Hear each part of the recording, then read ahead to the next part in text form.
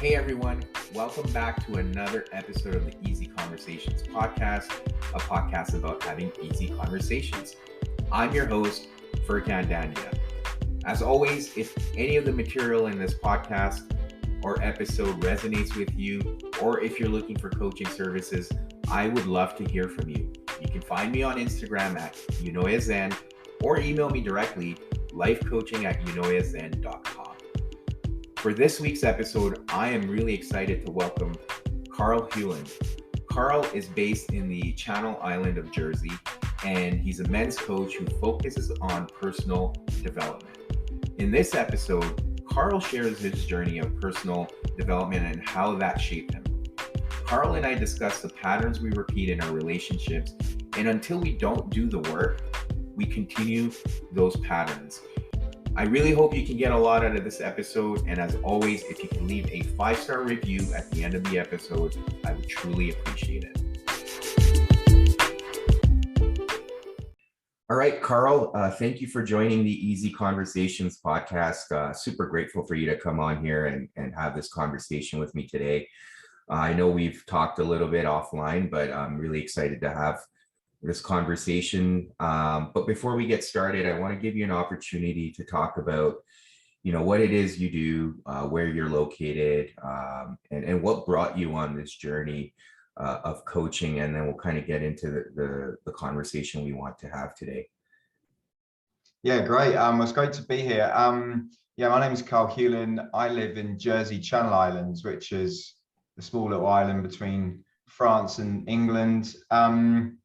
I'm starting out as a men's coach, kind of early days of my journey, but I'm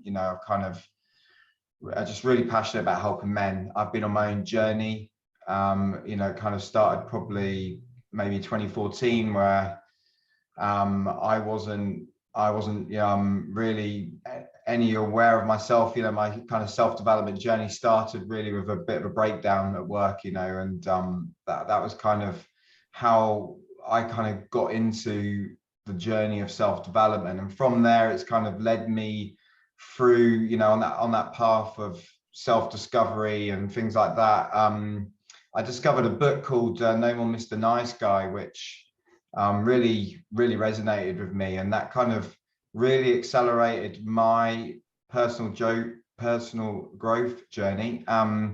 But also it led me to discover men's groups and men's work. Mm-hmm. And that was a real, I was in London a lot in 2019, and I was doing something called the Landmark Forum. And I went to a men's group, which is linked to this book that I'd read, No More Mr. Nice Guy. And I went, I was a bit nervous, didn't really know what to expect. And just being in a room full of other guys, opening up, being vulnerable and sharing what was going on for them. But also we had this kind of common, challenge, I guess. We'd all read this book, and we all resonated kind of with some of the behaviors and things that we'd heard about in that. So it was just really powerful for me. And that's kind of what sparked a passion. I think I'd always been really interested in, obviously, self-development. Really getting into the whole men's groups thing. So as part of that course I was doing, the Landmark Forum, I had to create a community project. And actually then I started a men's group in Jersey, which was quite ballsy because it's quite a small place and it's not really something that goes on over here. So so create a men's group, and it was great. As I say, I did it in person at a friend's restaurant, and it was just really a place to bring guys together and just have a bit more of a deeper conversation about life in general. But obviously, it kind of got onto some challenges that people were having on a day-to-day basis. So that was great, and that kind of led me down that path really. And it's through that I've obviously discovered more, delved deeper into men's work. I went to Bali for a month at the beginning of 2020 before COVID kicked off, and I really immersed myself in the kind of men's work out there. There was loads of sort of men's groups and things out there. I really enjoyed that. And came back and as I say, started really understanding what I could do in this space. So obviously with COVID, did the men, just continued doing the men's groups online.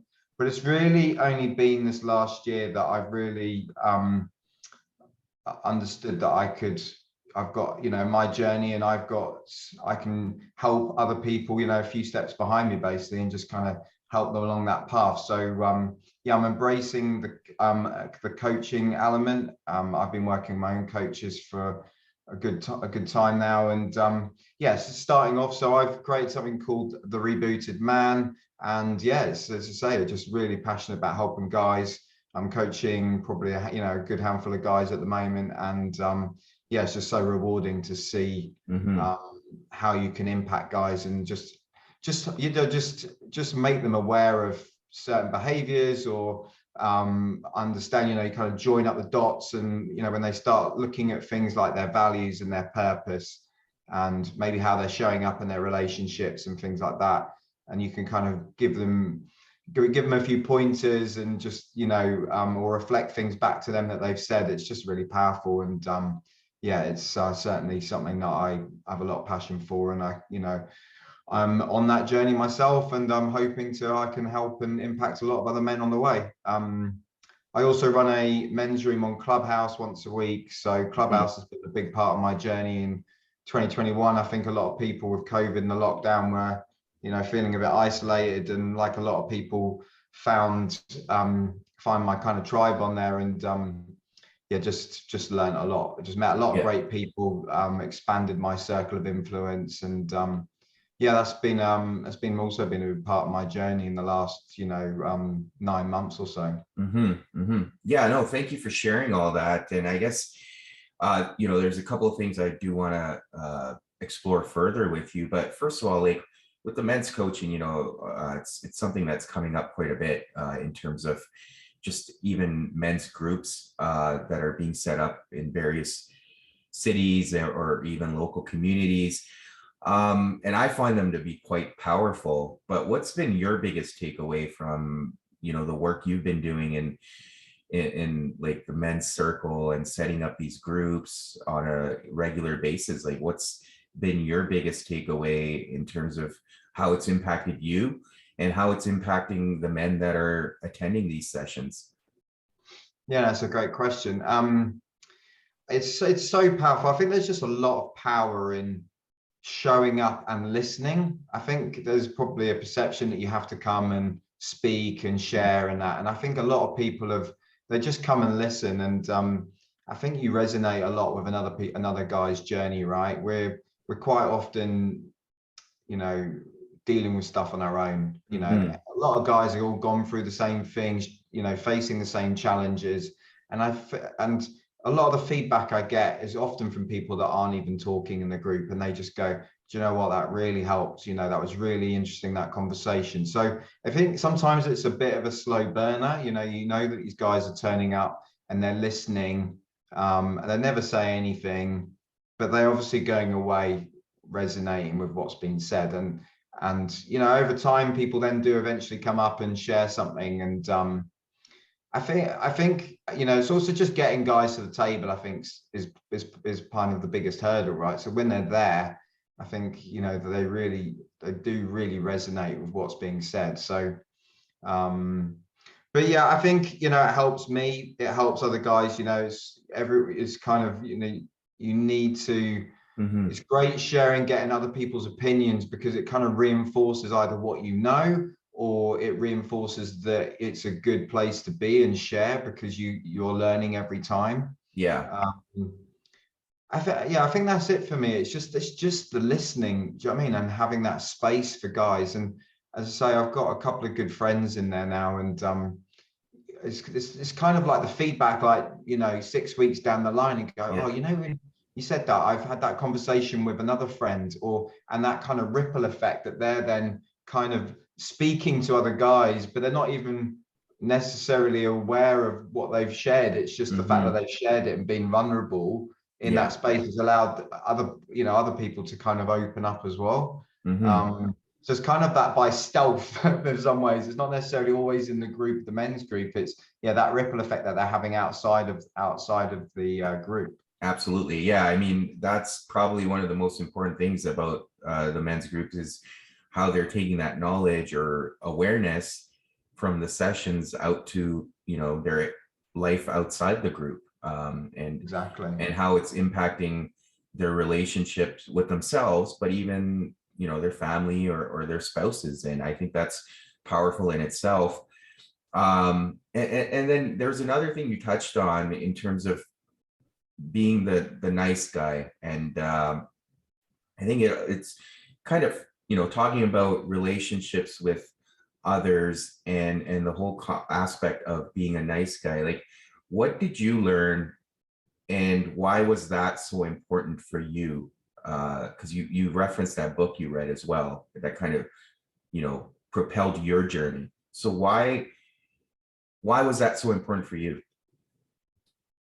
Yeah, I think I mean, it just, the book, just as I said before, really resonated. You know, some of the behaviors in there that I was um portraying, you know. So I guess, you know, growing up, you kind of, you know, this whole kind of jerk, you know, guys that treat women not particularly well and that. And I always kind of then, I went to like the complete opposite of that. I always thought, I'm not gonna, you know, treat women like that. And I ended up becoming what they call this nice guy, but actually some of the behaviors of the nice guy just as toxic as, you know, that kind of jerk bad boy as well. So, and it quite often a bit more under the radar, some of these behaviors. But, you know, it's things like not speaking your truth, not, you know, not just saying yes, being a people pleaser, you know, all these sorts of things. And I just really resonated with that, and I'd seen how it had impacted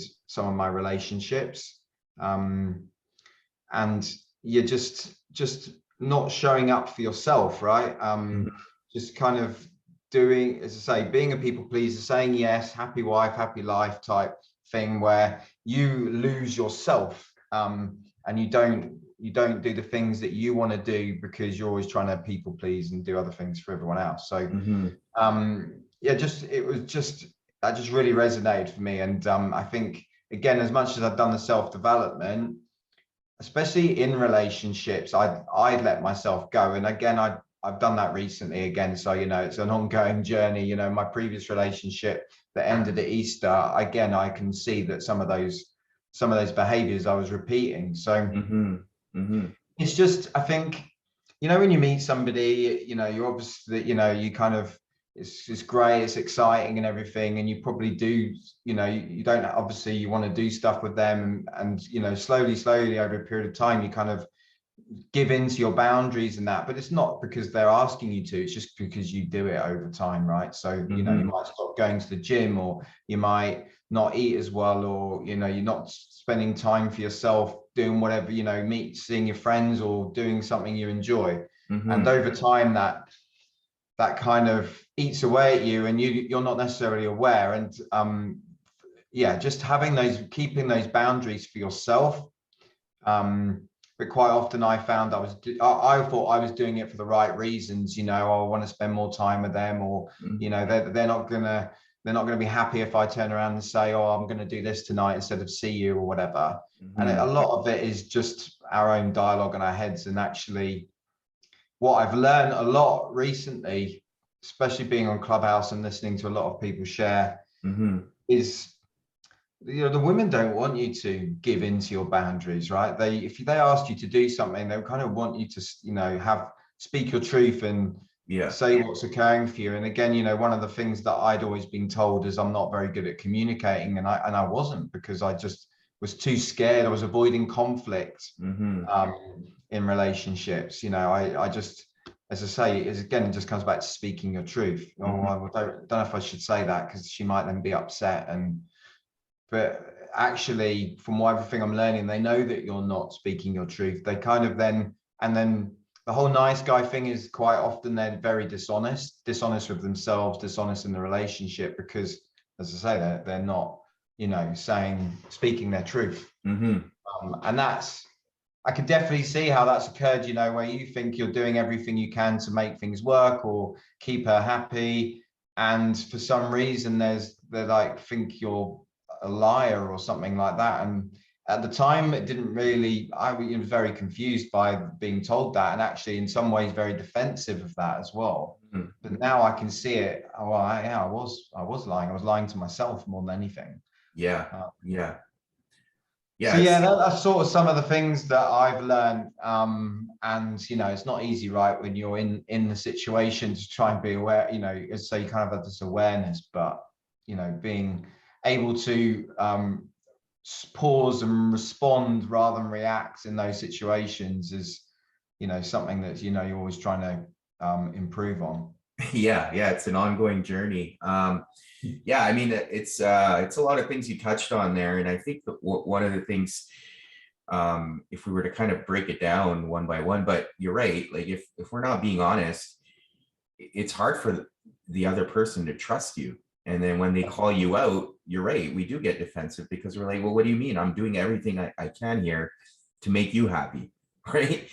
And it's, you're right, it's also important to have those boundaries and stick to them, and not necessarily, I think they're healthy, right? You're taking care of yourself, you're being independent, but at the same time you're also, by doing so, you're also showing up to the relationship in a better place.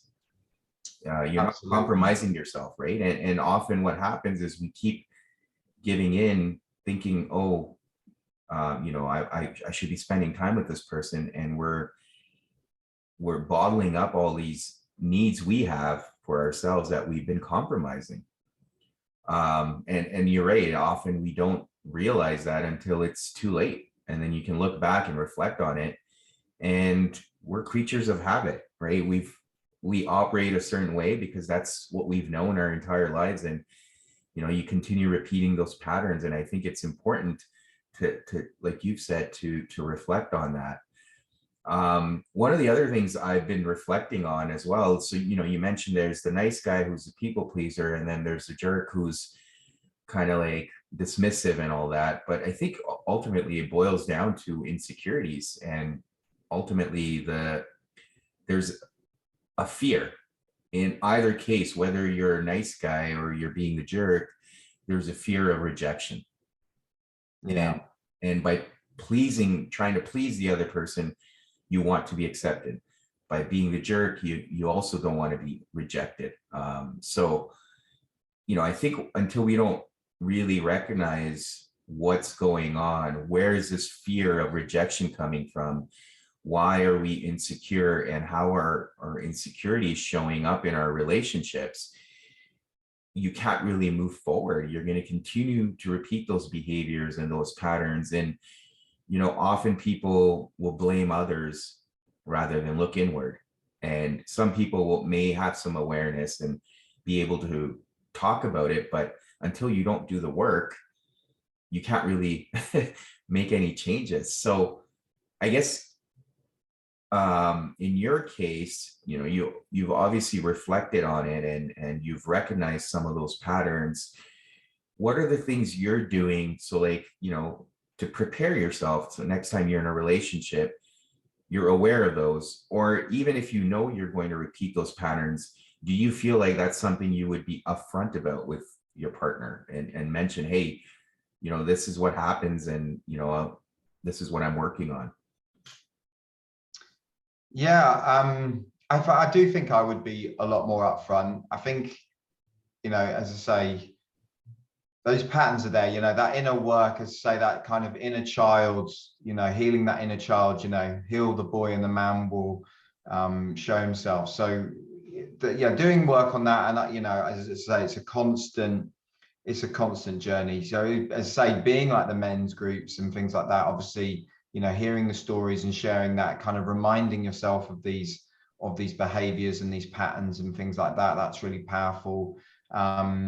I do a little bit of journaling, but it's something that I'd like to do more of, to really go into that, do that shadow work and really understand why some of these insecurities come up. Yeah, I think a lot of insecurities around that, yeah, kind of fear of rejection, fear of abandonment. That's definitely been a big one for me. And ironically, by doing some of these behaviors, you actually just create the thing that you want to avoid, which is, that rejection.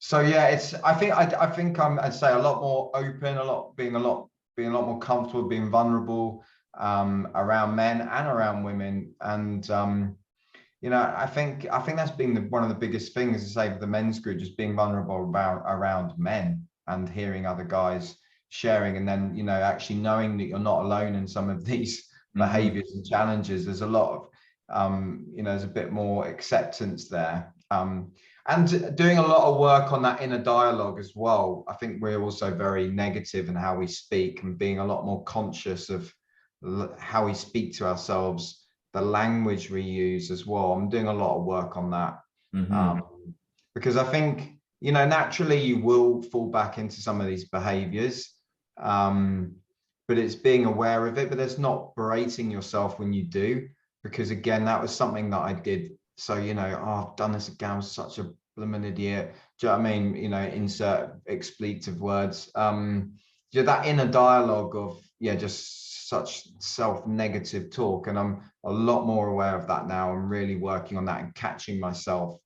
And I've asked other people to remind me when they hear me, when they can hear me speaking that as well. So I've again surrounded myself with other coaches, and you say in the men's group, where they can kind of hold you to account of your actions and your language and things like that. So I think that's what I'm doing really. As I say, it's a constant journey, right? We're always working on it.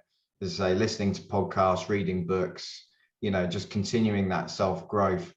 But I think just being honest, and I think just having that just that courage to put yourself out your comfort zone a little bit, especially when you are speaking to women and things. And I think they just appreciate that honesty. Hmm. I mean, just even silly things like there's probably been a few cases where I've met somebody, and they maybe, I'm not necessarily looking for somebody that's got children, and I've said straight away, this is not really, it's not really what I'm looking for. And straight away they've got, that's absolutely fine, no problem. Thank you for being honest. The old Carl would have just been so scared to have said that to not upset them. And Hmm. it sounds like such a silly thing, really, when you speak about it. But that whole inner dialogue of going, oh, I can't say that, I'm going to upset them. They're going to feel, all these sorts of excuses I'm coming up with in my head, and actually just being honest. Hmm. It's just gone, thank you so much, no problem at all. It's great, nice and refreshing to hear you're being honest, and what you want, all the best type thing. Um, so yeah, just I don't know if that answers your question, but yeah, that's the kind of work I'm doing. Yeah, yeah, no, I think being upfront to your point is really important. But again, even that comes with the fear of rejection. If you're like, well, if I'm being honest and this person doesn't like my answer, they may just walk away. And I think Mm, a lot of people struggle with that, and myself included, because it's finding that right balance where, especially when you meet someone in the beginning, you obviously want to make a good impression. So there's a yeah, lot of things you disguise or hide about yourself because you yourself haven't accepted them, right? You're insecure about them. yeah, And you're afraid to put them on the table because you're like, well, let me get to know her, and maybe in a few months I'll talk about this, and then you keep pushing it off because that fear of rejection never goes away. um yeah, and I I don't know if there's a right answer to this, because obviously a lot of people struggle with it, but it's like, yeah, like, are you doing yourself any justice of by not sharing that, by disguising it? And are you, like, how are you showing up for the relationship? And then I feel like it becomes a constant battle because you have to maintain that image. I don't know what your thoughts are on that. yeah. I mean, obviously, on like a first date or first couple of dates, I guess you're not going to share everything, right? Right. But you might be, it's good to be a bit vulnerable and honest about yourself. Um, but yeah, I think yeah, you definitely got to do that. You can't put that mask on for too long. It'll come back and bite you in the bum, and that's basically is certainly what's happened for me in the past. Because yeah, too scared to show those things, and you just can't keep up that act for very long. Mhm. I think for everything that I'm learning is you just got to be yourself. I think again I've gone into these sort of situations a lot of scarcity mindsets, so thinking, right, this girl, I've got to really impress her. She's really attractive. I don't want to lose, don't want to upset her or lose her. I've got to like look good in her eyes. And you don't share those things. And it comes from a scarcity mindset, I think, as well. So having, and also I think the more I learn that if you do share something about yourself and they don't like it, well, you wouldn't want to be with that person anyway, really. And again, it comes back to that scarcity thing. So, just you have to be yourself, as I say, just speaking your truth. I mean, you don't have to go all like, all deep and, right into the guts of it, but you can certainly share a bit about yourself and some of your traits and things like that. Because I think, again, going back to the nice guy thing, we just feel that we need to be this perfect person, right? There's, and women don't, from everything I'm learning, that they don't want Mr. Teflon, they want some like rough edges somewhere, because otherwise, again, this guy's too perfect. What's wrong with him? Like, they don't, again, it comes back to that. I can't trust this guy. Why is he too perfect? So I think it's good to, share some of those rough edges, but it's easier said than done. I think that default mindset kicks in, and you do, obviously everyone wants to show themselves in the best light, but I think you can still do that, but also be a bit vulnerable and share something about yourself. And if they don't like it, I guess they just say they're not necessarily the right person for you anyway.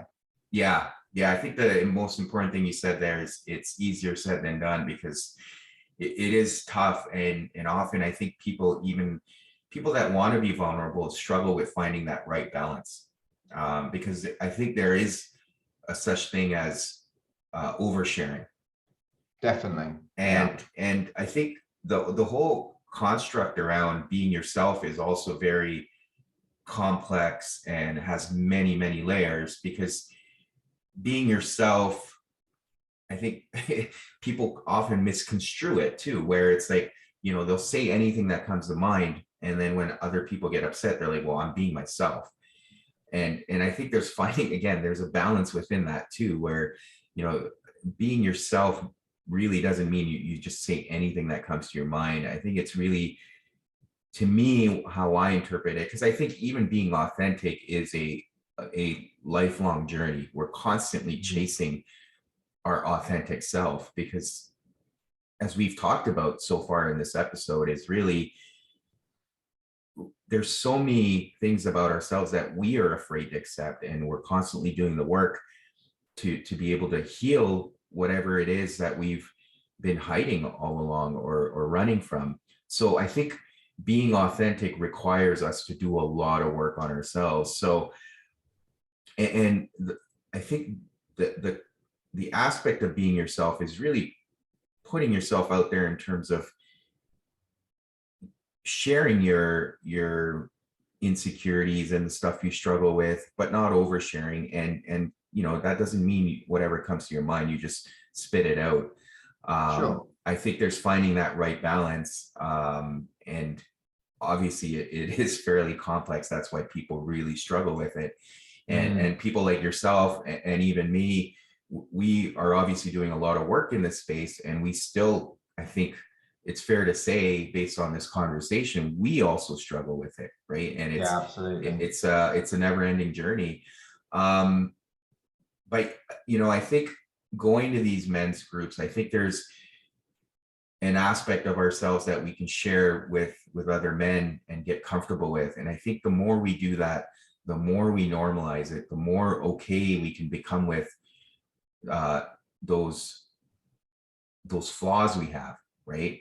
And those imperfections, that we can improve our relationship with ourselves, so then we can have better relationships with others. Yeah, no, absolutely. Yeah, as I say, it's definitely easier said than done. But yeah, I think just doing that work, as I say, it's a journey. Yeah, speaking to other guys, listening to what they're saying, learning from their experience. I think a lot of the other stuff I've done is really learning a bit more about, like the masculine, feminine energy as well. So, like, again, I kind of collapsed like masculine, alpha, like jerk guys, like kind of mixed all of that together a little bit. And it's only really, again, unpacking that, again, on the date, and that is, being more assertive and, making a decision and saying, right, let's do this and let's do this. So kind of having some of those other behaviors that also improve the attraction, which allow a bit of space for some of the other stuff as well. Does that make sense of what I'm saying? Again, Yeah. I think, like, again, well, what do you want to do, or where do you want to go, or whatever, just making some decisions. And it might not be the perfect decision, but just actually taking the lead and doing something. I think that's also a positive masculine energy trait, and I think that women appreciate that, right? I think, again, we're all a bit lost in trying to, again, please them or make the right decision or anything, and actually just make a decision and move forward with it. Yeah, I think there's a sense of you need to be decisive and kind of, like you said, lead in certain areas. But even that, I think, going back to the whole aspect of balance, right? There needs to be the right balance, and it's finding that balance between your masculine and feminine energy, right? So when you're taking that lead, it's also taking it with compassion and empathy, and being aware of how certain decisions may impact the other person, and having that emotional intelligence where you're able to pick up on things. Because I think, often women struggle in the same way, right? Of being able to speak their truth. And we need to be aware of those instances and really give them that safe space where they can open up, rather than, because they, just like us, anyone in a relationship has the same fear of rejection. So how are you creating that safe space for the other person to be able to express themselves? And I think that really comes with when you find that right balance in the energies. Yeah, no, absolutely. Yeah, you touched on the emotional intelligence there, and yeah, that's a key part, I think. Yeah, I guess it doesn't come easy, right? It's just it is a bit trial and error, a little bit, and just having the courage to go out there and do it, really. Yeah. So I guess, like, moving forward, like, we've talked about quite a bit about some of the things you've taken back from these men's groups, and the work you've done on yourself, and reflecting and kind of understanding, what are the things you need to do as you move forward. But right now, based on everything you're doing, and what I find is, it's interesting, you sit there and you understand all the things that you keep repeating, and the behaviors, the patterns, and you gain all this awareness. But again, when it comes down to game time, it's really hard, because we talked about this. We've been a certain way for so many years, and often it's easier to fall back on the familiar patterns, because they're just innate within us. What are some things you are doing to remind yourself when those instances occur? And I know you touched on it, really pausing and taking that extra time to reflect before you respond. But yeah, like, what else are you doing to really prepare yourself? Yeah, I mean, I'm not in a relationship or dating at the moment, so I guess, there's certain elements, I guess, I can't practice, I suppose. But I think what I'm doing is just really building that, working on my daily habits, my routines, getting a strong foundation in place, really working on my self-love. I think, again, another thing that where I've gone wrong in relationships is I'm always looking for that, my other half, my better half, and realizing that I am whole in myself, and working on that self-love, I think. And again, that comes back to, having, healthy habits, looking after myself, what I eat, working out, time in nature, knowing those things that really, like, charge me up, fill up my cup. Doing that, keeping that discipline, as I say, obviously, continuing on with, say, the men's groups, learning more about this sort of work, having conversations, deeper conversations with men and women about these sorts of topics. And it just keeps, it's just kind of putting in the reps a little bit, learning and, listening to other people. And I think the biggest thing for me is working on that self-love. I think a lot of it comes from, how much you love yourself. And again, I probably thought that was quite selfish in the past, or self-love didn't, felt a bit like woohoo, of course, you don't, I mean, it's always looking externally for that love, whereas actually if you can have it within you, then that, that's what you need, right? You always look to somebody, you always can't look for somebody to fill those needs as well. I think that's another thing I've learned, is quite often we will put a lot of pressure on our partners to meet a lot of our needs. And that's why, again, having like a men's group where you can speak about things, and having, good close friendship groups where you don't have to get all of those needs from a partner. Yeah, no, that's really important. I think one of the things you really touched on is key is not, and you're right, quite often we say, oh, that's my better half, or I need to find my better half. But the biggest thing is being whole within yourself, right? And how you get there is your own journey, but it's important showing up and knowing and telling yourself that you are whole within yourself because of everything you're doing as an independent person, to really take care of yourself. And you can't love someone or take care of someone else if you haven't done that for yourself, right? And I know Absolutely. You touched on the fact that, when we would talk about it in the past, maybe not so much now, that almost seems selfish. But I think in order to be truly present and showing up as a contributing member of a partnership, you need to be really taking care of yourself and dedicating that time for your own self-care. And that's something I've touched on recently too, is we quite often come in expecting that this person's going to make me happy. Yeah. Or in order to be happy, I need to be with someone.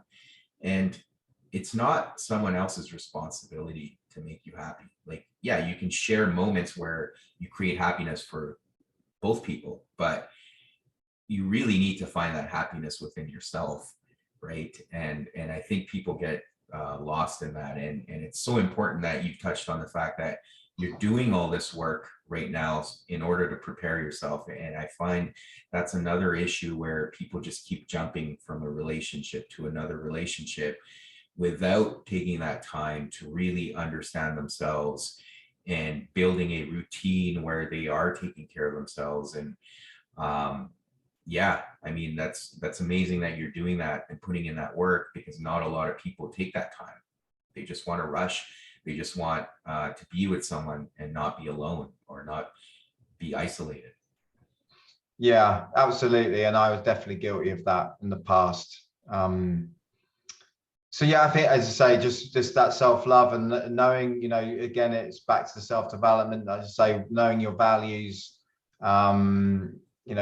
surrounding yourself with like-minded people that maybe aren't, not put, things like just doing things you want to do and be around people that lift you up and, that aren't necessarily a bad influence on you. And as I say, keeping those daily habits, things that, just being aware of the things that kind of charge you up. I mean, like a few years ago, if you'd asked me, oh, let's go for a walk outside, it would have been kind of right down the bottom of my priority list. I'd rather watch TV or do something else, go to the, go for lunch or something. But now getting outside and going for a walk in nature, things like that, just being that aware of doing something that really charges me up and allows me to then show up for other people. Again, I think we're just kind of on that hamster wheel sometimes, and we're not doing anything to look after ourselves. And all it does is build, just kind of build up a bit of resentment, don't you? Sometimes if you feel like you're trying to please everybody else and you're not doing anything to please yourself. Hmm. Absolutely. Yeah, no, that's a great point. And Carl, I really want to thank you for coming on here again and having this conversation. I think there's a lot of valuable insight you've shared, and we've touched on a very important topic of, really healing that inner child, so we can be a better version of ourselves, not only for ourselves, but also in our relationships. And if we don't do that work, it's hard to really show up and be a partner for someone else, because we haven't done that work to be whole. And it's such an important topic that a lot of people don't put emphasis on. So I thank you for being vulnerable and sharing this with me and the listeners today.